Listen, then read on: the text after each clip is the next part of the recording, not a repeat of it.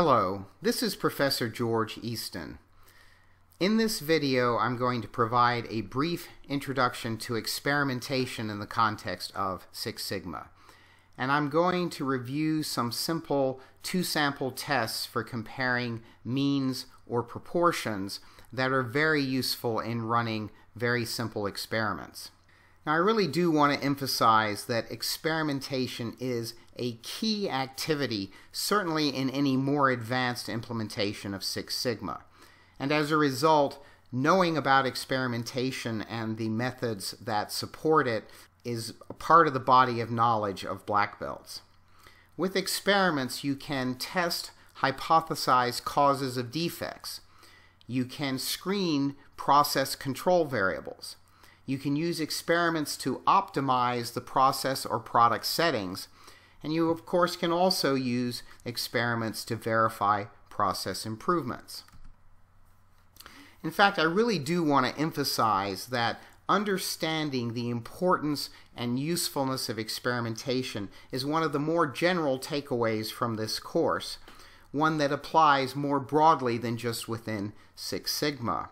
Experimentation is not thought about all that much in many companies, and as a result, there are oftentimes many missed opportunities for fundamental learning about the company's processes and other aspects of its business.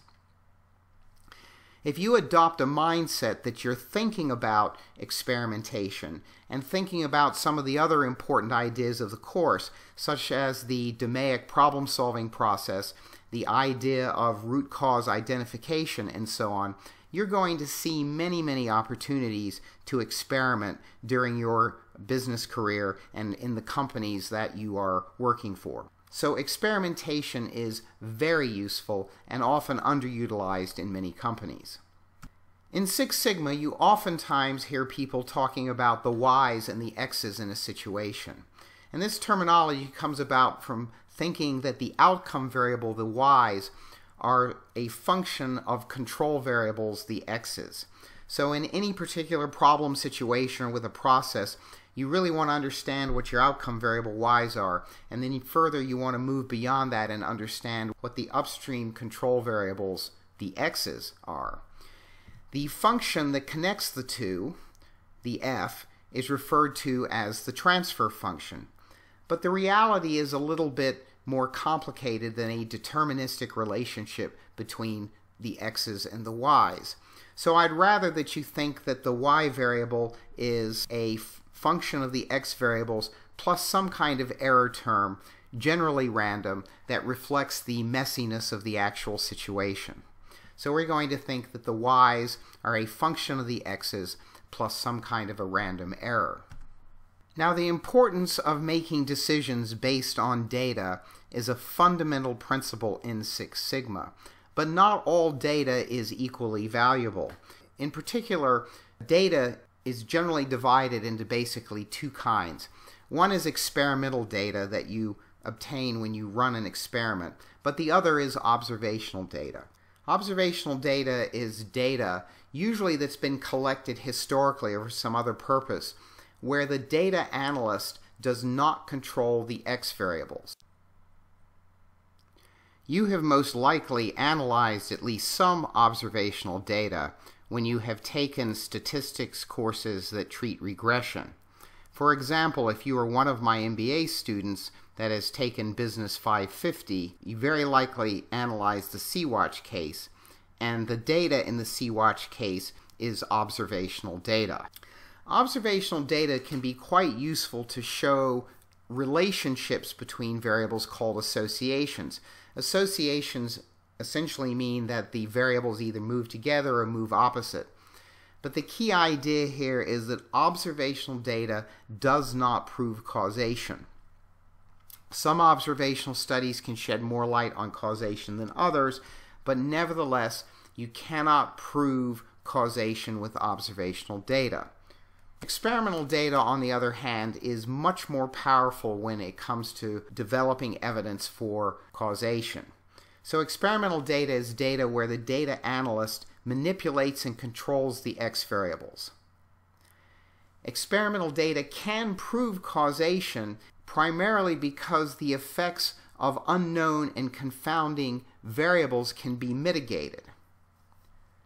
So in general, experimental data is far more powerful than observational data. And that's the important thing to keep in mind. In Six Sigma, decisions need to be based on data, but experimental data is much more powerful than observational data. We need to develop a little terminology in order to talk about experiments. And in particular, I need you to understand the three terms: factors, levels, and replicates. Factors are essentially the variables that are set by the experimenter in the experiment. So as an example of this, let's think about baking loaves of bread. In baking loaves of bread, the factors might include things like the temperature of the oven, the time in the oven, which rack in the oven a particular loaf of bread is placed on, the amount of dough in the loaf, the amount of yeast, the amount of sugar, and so on. So the factors then are the variables in the experiment. The term levels refers to the settings of the factors.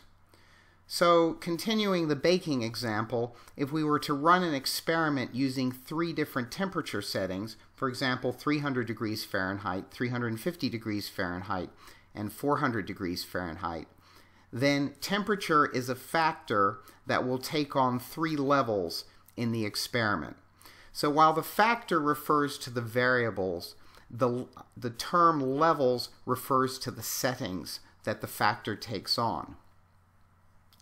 And finally, the idea of replicates is the number of observations that are taken at each of the settings of the factors. So in an experiment where we have several factors and each of those factors can take on several settings, for each of the combinations of settings, the replicates are the number of repeated measurements taken at each of the combinations of settings. So then factors are the variables, levels are the settings that the factors take on, and replicates are the number of times you measure at the same combination of settings. So now that we've defined factors, levels, and replicates, I want to return briefly to the idea of randomization. For truly valid experiments, the levels of the factors must be randomized. And a familiar example will make this clear. For example, if we are interested in whether or not a drug has an effect, which patients get the drug and which get the placebo must be randomized. Without the randomization, you don't know for sure that the drug is actually causing the effect. There is more than one way to randomize. For example, you might try to form matched pairs of patients who are as similar as possible in terms of age and, for example, other medical factors such as blood pressure. And then once you have these matched pairs of patients, randomly select which one gets the drug and which one gets the placebo. So randomization is a bit of a bigger topic than simply randomizing who gets the drug and who gets the placebo. But the concept is very important. In order to demonstrate causation, you need to randomize. There are some other issues relating to experiments as well. Almost all of you will have heard of double-blind experiments. These are experiments in which the doctors do not know which patient is getting the drug, and of course the patients don't know whether they're getting the drug or the placebo as well. But I don't really have time to go into the full range of issues relating to experimentation. But what I really do want to drive home is the idea that you do need to randomize in order to be sure that you have evidence of causation. As a result, it is very hard for me to overemphasize the importance of randomization. So think about randomizing when you think about designing experiments. So now I'm going to turn to the simplest kind of experiment, one that compares 2 groups of observations. This might happen, for example, if you're doing a before and after comparison after making a process improvement. So in these simple kinds of experiments, we have one factor with 2 levels. And as another example, we might have 2 types of machines trying to understand which one has, say, the lower defect rate. In this particular kind of case, machine type is the factor, and each of the two types of machines is a level of that factor. If we run an experiment at each of the two levels of the factor, we're going to produce two groups of observations, one group corresponding to the first level of the factor and the second one corresponding to the second level of the factor. So the very first statistical test that I'm going to discuss is called a Dorian-Shainin six-pack. And it's a very simple method for testing if there's a difference between the two levels of the factor. And the way it works is as follows. You run 3 observations at the first level of the factor. So for example, you run 3 observations using the process the way it has usually been set. And then you run 3 more observations at the second level of the factor. For example, you run 3 observations after the process has been changed to incorporate a proposed improvement. If all 3 of the observations at level 2 of the factor are better than those at level 1, then the improvement of level 2 over level 1 is a significant improvement at the 5% level of significance. And this is a one-sided test of the null hypothesis that there is no change against the alternative hypothesis that the improvement has in fact improved the process. That is, that the process is improved with level 2 of the factor over level 1. This is called a Dorian-Shainin six-pack because it was emphasized by a quality consultant by the name of Dorian-Shainin, and obviously because it requires 6 runs, it's a six-pack. So let me explain a little bit how this works. If you look at all 6 results that you got when you ran the six-pack experiment, if there's really no difference before and after changing from level 1 to level 2, then where those particular results ended up is entirely random. And by where they ended up, I mean in what order they ended up. So this means that under the null hypothesis that there is no difference when you change from level 1 to level 2, there are going to be 6 factorial or 720 ways for those 6 outcomes to be assigned to those 6 runs. And so this idea of the random assignment is what would happen if there's really no difference when you change the factor from level 1 to level 2. Now, we have to ask the question, under the null hypothesis of no difference, what's the probability of our rejecting the hypothesis test? And in this particular case, we reject the test if all 3 observations after you've changed to level 2 are better than all 3 observations that were observed at level 1.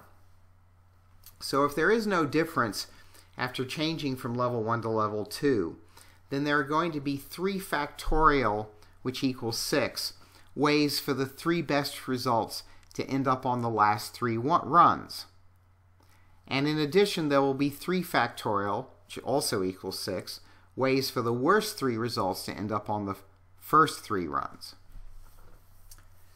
So to see this, if we're trying to put the top 3 numbers in 3 slots that correspond to level 2, there are going to be 3 ways to put in the first number, and once it's put in, it fills a slot. So there are going to be 2 ways to put in the second number, and then once it's in, 2 out of 3 slots are filled up, and there'll be 1 way to put in the last number. But then we have to worry about putting in the 3 lowest numbers into the 3 slots that correspond to level 1. There are going to be 3 ways to put the first number into those 3 slots. Once that number is in, a slot is used up, there'll be 2 ways to put in the second number, and so on. So this means that there are going to be 6 times 6, or 36 ways to put in those 6 results in such a way that the best 3 results occur on the 3 runs that correspond to level 2.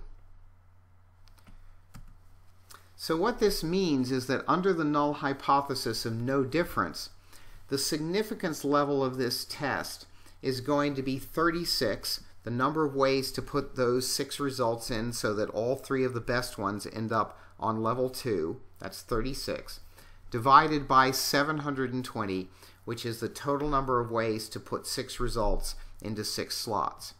And sure enough, 36 divided by 720 is 0.05.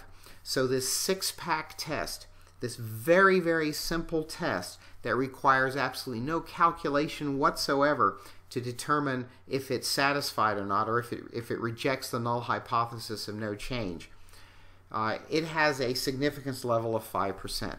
So an extremely simple method that can be used to test whether a change actually improves things at the 5% level of significance. Now, I put this in here because I do actually think that this is a useful method in practice. It's extremely simple, and I think it's kind of interesting. It does worry me a little bit because the entire structure of the test, where you run the process 3 times before you make the change, and then you make the change and run it 3 times after you make the change and see if all 3 of the second results are better, it discourages really the idea of randomization. But I think it is an interesting method, so I decided to show it to you. So I've been using quite a number of terms here that my expectation is that you already know, and so I have a few review questions here. You should be able to answer these questions, and if you can't, you should go back and look at your introductory statistics textbooks. But the questions are as follows. What does it mean to say that a difference is statistically significant? And the answer to that is that what it means is that there is evidence that there is in fact a real difference. So the second question is, what does statistical significance have to do with practical significance? And the answer to that is kind of complicated. Practical significance has to do with whether a change is big enough to matter in practice. Statistical significance only has to do with whether there's evidence that there is a difference. And in very, very large samples, you will detect frequently as significant differences which are small enough they are of no practical significance. So that's the answer to question 2. What does one-sided and two-sided tests mean? Well, that's a little bit complicated to summarize in just a sentence or two. But in a two-sided test, you're trying to detect deviations from the null hypothesis that go to the high side and the low side generally. Whereas in a one-sided test, you're only looking for deviations that go towards one side. So, for example, in the Dorian-Shainin 6-pack, you're typically looking for whether or not the change to the process improves things. And so your null hypothesis is that there is no change, but your alternative is a one-sided hypothesis, which is that the shift from level 1 to level 2 improves things. And this matters because whether or not the test is one or two-sided determines how you allocate the alpha significance level of the test.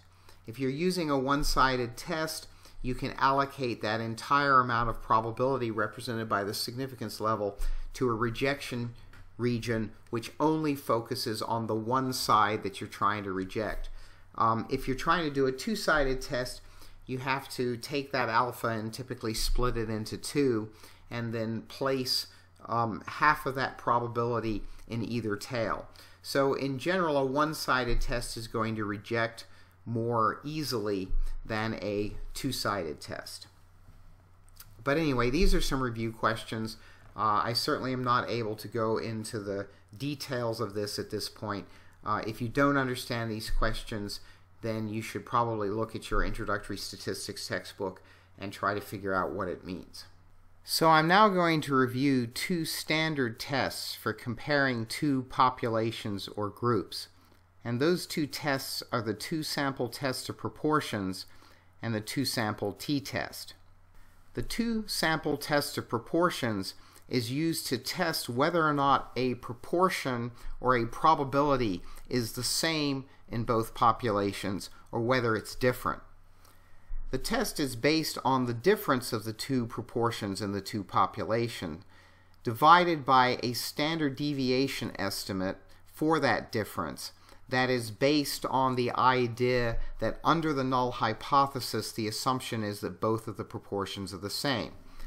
This leads us to use a pooled proportion in this standard deviation estimate. The pooled proportion formula is given right here, but basically what it is a weighted average of the proportion in each of the two samples weighted by the sample size. Now, as long as the sample size is large enough, this statistic will have a standard normal distribution. And the sample sizes required to be large enough are 30 to 50 in each group. And also, we need for the sample proportions not to be too small in either group. And that leads to a requirement that the sample size times the proportion in each group needs to be greater than or equal to 5.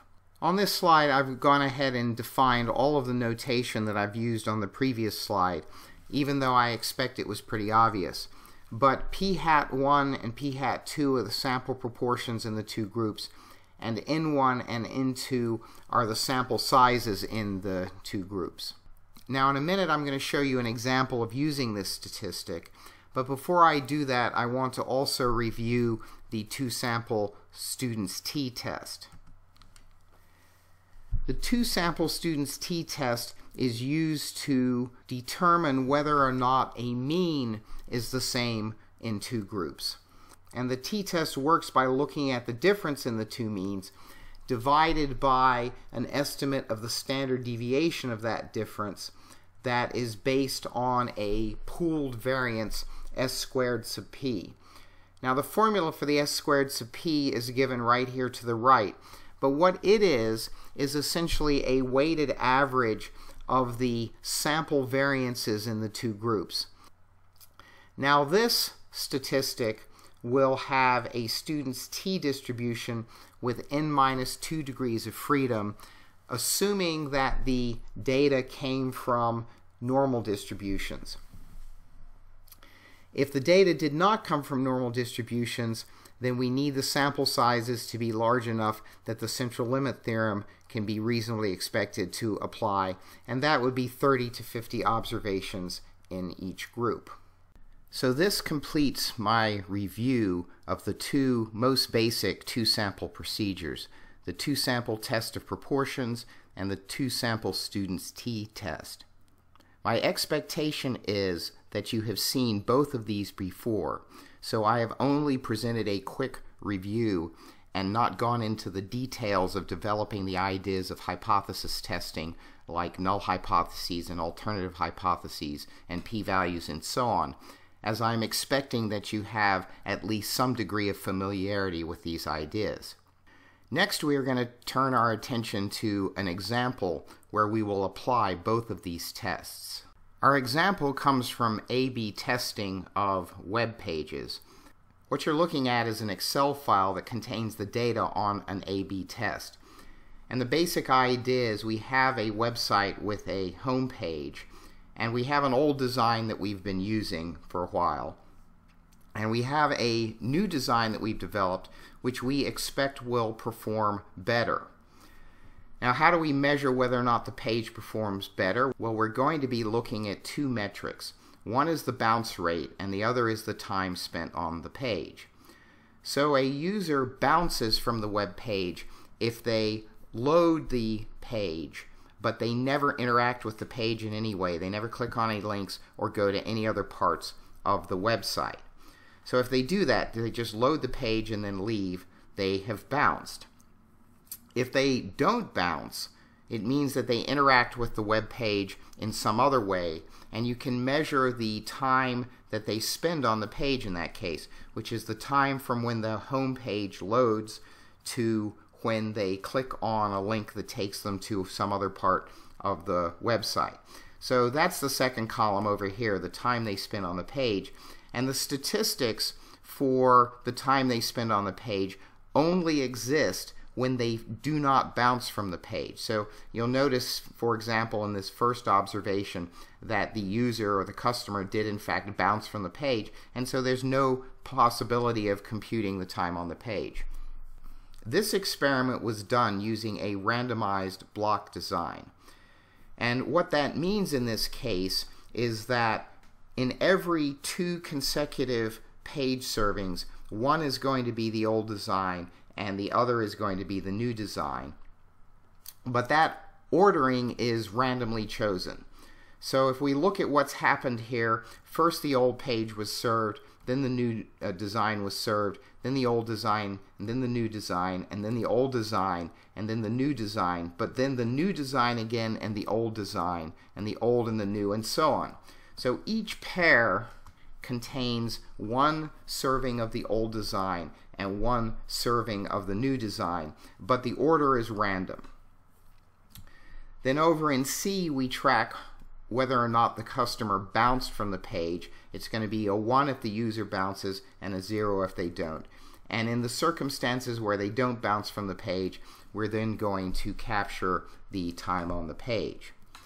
So we're going to apply the 2-sample test of proportions first to examine whether or not the new design has a better bounce rate than the old design.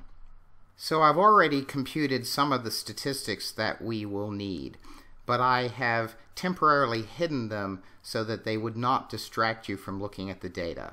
But let me show you those. So we're going to be computing a 2-sample test of the proportions, and our null hypothesis is that the bounce rate for the old design is the same as the bounce rate for the new design.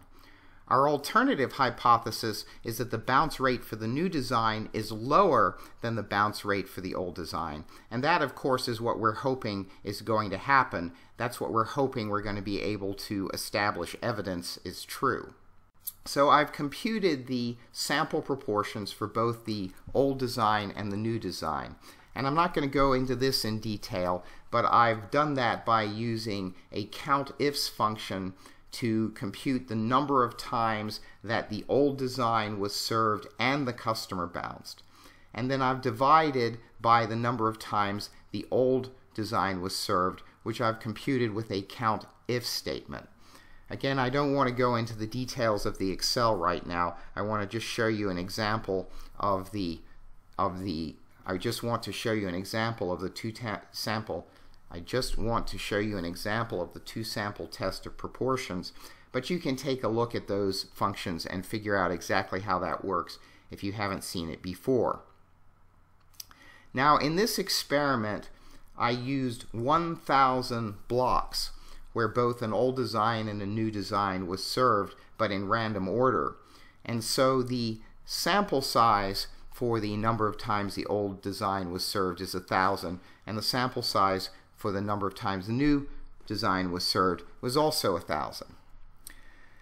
So to compute my 2-sample test of proportions, I'm going to be looking at the difference between the bounce rate for the new and the old design. But I will need to divide that difference by a standard deviation estimate computed under the assumption of the null hypothesis, which is that the bounce rate is the same for the 2 designs. So the first thing I need to do is compute the pooled sample proportion p hat, and that is just going to be a weighted average of the bounce rates for the 2 designs. So it's going to be the number of times the new design was served times the bounce rate for the new design plus the number of times the old design was served times the bounce rate for the old design, all divided by the total number of times the new and the old designs were served. So we can see that the pooled estimate of the bounce rate is about 42.35%. We're now in a position to compute the statistic. The statistic looks at, firstly, the difference between the bounce rate for the new design minus the old design. But I now need to divide this difference by an estimate of the standard deviation of this difference computed under the null hypothesis. So that's going to be the square root, the SQRT, of the pooled p hat times 1 minus the pooled p hat divided by the number of times the new design was served, plus then the pooled p hat times 1 minus the pooled p hat divided by the number of times the old design was served. So when I hit enter, I see that the difference between the new design and the old design is about 2 standard deviations, 1.94, and that the bounce rate for the new design is lower than the bounce rate for the old design. So I'm now in a position to compute the p-value. The p-value is going to be the probability that a standard normal comes out lower than this minus 1.945. So I can compute that using the norm.s for standardized.dist function. So I can just put in norm.s.dist and then grab the statistics value. And then in order to get a probability here, I need to put in the word true. Don't worry too much about that true, just go ahead and use it. That's what you need to get the probability that we're looking for. So what you can see here is that the p-value for this hypothesis test is about 2.5%. So it's smaller than a significance level cutoff of 5%, but bigger than a significance level cutoff of 1%. So there's pretty strong evidence here that the new web page design does in fact have a lower bounce rate than the old web page design. So now we're going to turn our attention to the 2-sample students t-test and the time on the page. To compute the statistics that we need for the 2-sample t-test, it helps to pull the time on the page out separately for both the old web page design and the new web page design. And I've done that already and hidden those columns. So let me just go ahead and show you those. So what I've done here is created 2 additional columns. One that just shows you the time on the page for the old page design every time there is a time on the page. So for example, in this particular case, the third observation, the customer or the user did not bounce and they spent 3.53 minutes on the page. If you go down to the next time that an old page was served, you'll see that the customer did bounce, so there is no time. So I've just gone through here and pulled out the relevant times for the old web page design and the new web page design. Now once again, I have computed the basic statistics that we need to do a 2-sample t-test and hidden those. So let me go ahead and unhide those columns. And what we're going to be doing here is testing the null hypothesis that the average time on the page is the same whether it's the new page or the old page, against the alternative hypothesis that the user or the customer spends more time on the new page. So what I've done is I've used these 2 columns that I've created, columns E and F, which is the time on the page for the old website design and the time on the page for the new website design, just to compute the average time on the page. So you can see under the old design it was about 2.9 minutes, and under the new design it's about 3.15 minutes. And then I've also computed the sample standard deviation, so I'm using the function stdev.s to do that, and then the number of observations. Now, unlike the test of the sample proportions, the number of observations is actually random, because whether or not a customer bounces from the page is random, and so our 2 sample sizes are not identical in size, as you can see. So the first thing we need to do to compute the 2-sample t-test is compute the pooled estimate of the variance. So the formula for that is, I'm going to open parentheses so I can group the numerator, then it's going to be the sample size for the new design minus 1 times the sample variance for the new page design. So that's going to be the sample standard deviation squared. Then I add to that the sample size for the old design minus 1 times the sample variance for the old design, which is the standard deviation squared. So that gives me the numerator. And now I divide that by the sample size for the new design plus the sample size for the old design minus 2. So this is going to give me the pooled estimate of the variance.